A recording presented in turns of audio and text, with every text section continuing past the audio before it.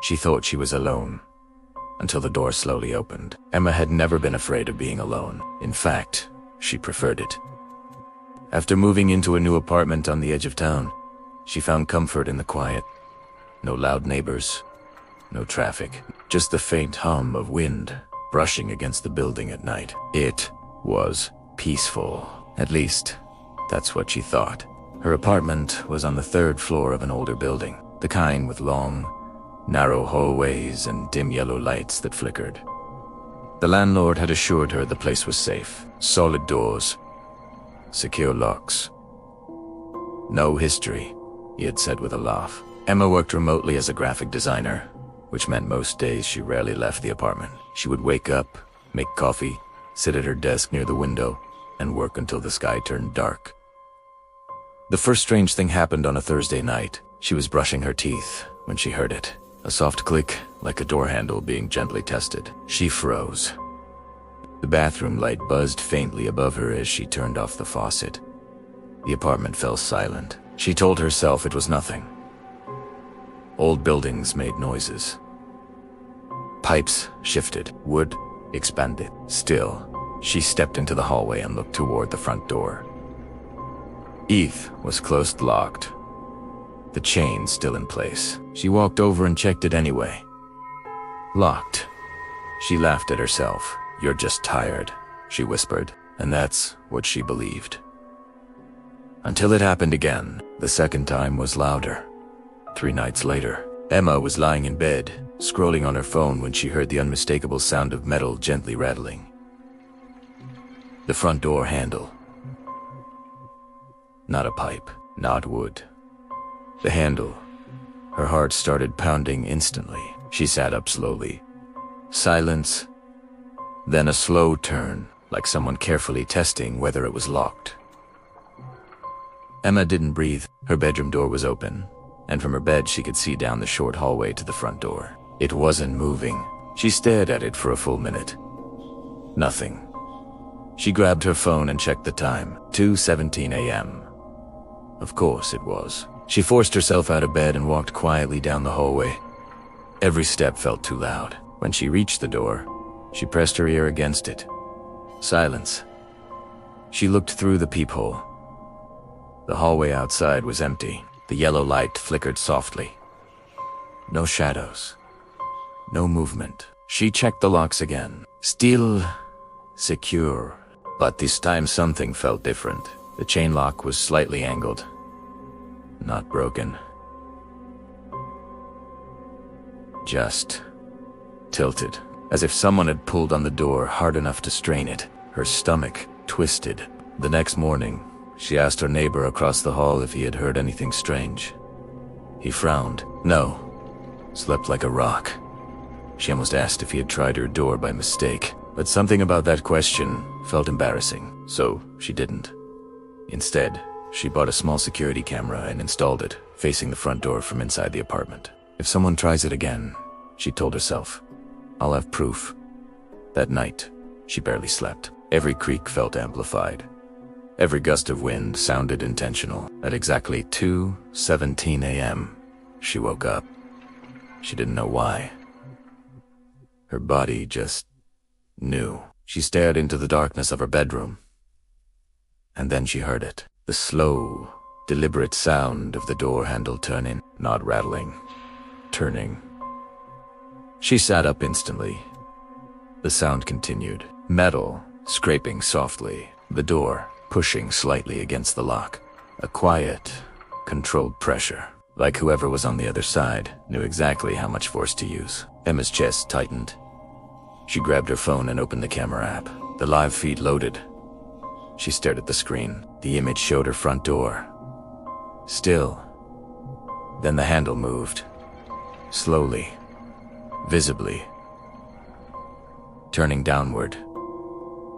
Emma felt the blood drain from her face. Someone was there. But the hallway outside was silent.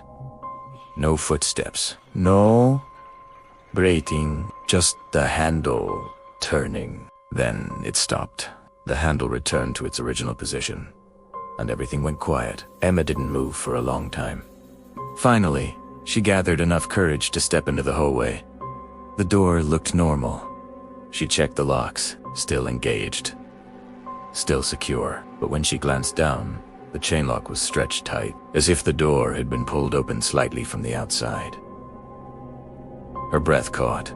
She stared at the thin crack between the door and the frame. It was barely noticeable, but it hadn't been there before. The next morning, she reviewed the footage. Her hands trembled as she skipped to 2:17 a.m. The camera showed the door clearly. The handle began to move. Slow. Controlled. Then something happened that made her stop breathing as the handle turned and the door pulled slightly. A shadow appeared in the crack, not in the hallway. Inside. On her side of the door, as if something had already been in the apartment, Emma replayed it 3 times. The shadow shifted subtly against the wall and then disappeared. She felt cold all over. That was impossible. She lived alone. She always locked the door. There was nowhere for someone to hide. Right. Her eyes slowly moved toward the hallway closet. It was small. Narrow. She had never actually opened it. The landlord had said it was just extra storage. Her pulse pounded in her ears. She walked toward it slowly, each step heavier than the last. She grabbed the handle. Paused. Listened. Silence. She pulled it open. Empty. Just darkness and the faint smell of dust. She exhaled shakily. "You're losing it," she muttered. But deep down, she knew she wasn't. That night, she decided to stay awake. If someone was trying to get in, she would catch him. She turned off all the lights, except the lamp in the living room. Sat on the couch. Stared at the door. Hours passed. Midnight. 1 a.m. 1:45. Her eyes burned from exhaustion. 2:16 a.m. Her heart started racing before anything even happened. 2:17 a.m. The handle turned right in front of her. Slowly. Deliberately. Emma didn't scream. She couldn't. She just watched. The door pushed inward slightly, the chain stretching tight, and then it stopped. Silence. Her breathing was shallow and rapid.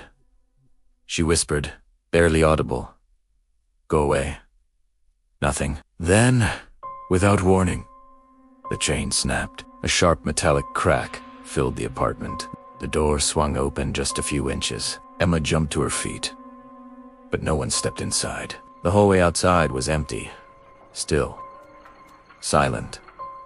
Her eyes moved back to the door. It was open now. Wider. Slowly. Very slowly. It continued opening on its own. No footsteps. No hands. Just movement, as if something invisible was pushing it from the other side.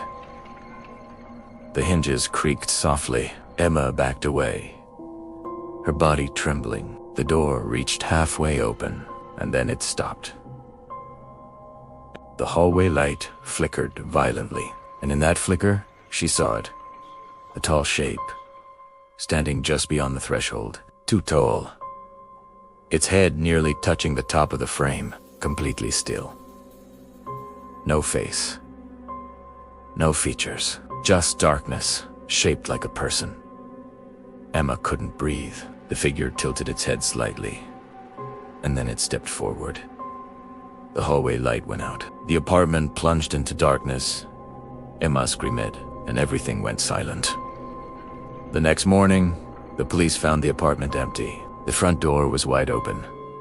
The chain lock broken on the floor. No signs of forced entry. No struggle. No blood. Her phone lay on the couch. Still recording. When they reviewed the footage from 2:17 a.m., they saw Emma standing frozen. They saw the door open.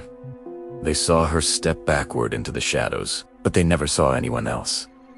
Only one strange detail stood out. At the exact moment, the hallway light flickered. Emma's shadow stretched unnaturally across the wall. Too tall, too long. And it moved a split second before she did. Emma was never seen again, and the apartment was rented out 3 weeks later, the new tenant reported something unusual on his first night. At exactly 2:17 a.m., a soft click, the sound of a door handle slowly turning.